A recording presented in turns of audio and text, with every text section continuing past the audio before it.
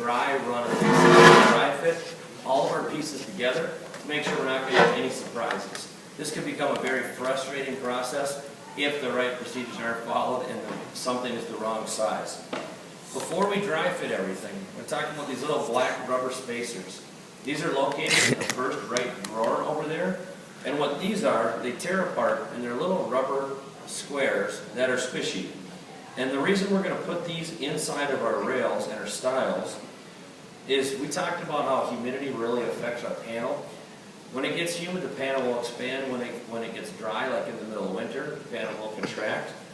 So by having this spacer in there, I don't know if you can see it, but the spacer will give and take depending on what the ambient air humidity does.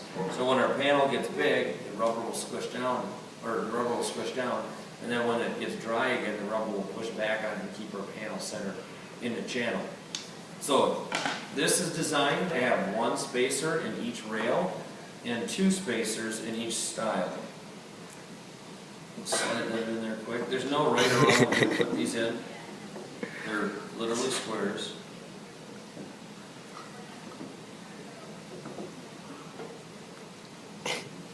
So you can see I've got them in my stiles, and I've got them in my rails. I'm just going to quick dry fit this together. There's no real wrong way to do a dry fit. And it's going to give you a little bit of resistance with those spacers in there.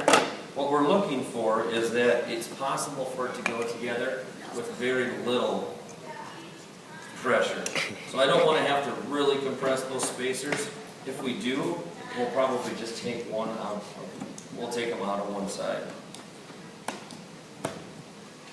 So if I can't take by hand and squeeze this down, it's not going to work. I don't want to have so much pressure under that it pops the glue apart. But I can take with just my two hands like that and hold it together, so we're going to be just fine. We're going to put this door together upside down. To assemble the door, what you need to have is two clamps set up like this. You need to have a nail gun with 5/8 nails in there. I've noticed that some people really take a long time from the time they put glue on until the time they clamp or glue or nail it. Don't let there be a huge gap of time in between there.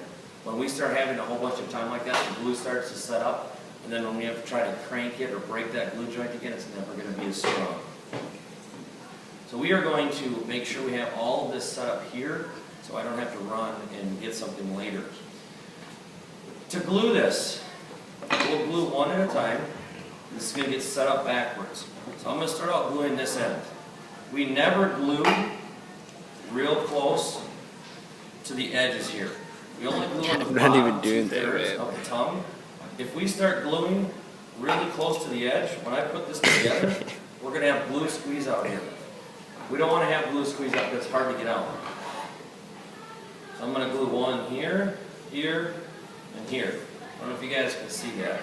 But there should be a healthy amount of glue. Don't overload it though so we get a bunch of squeezing out. Do the same thing on this side. Well, just get one in for now.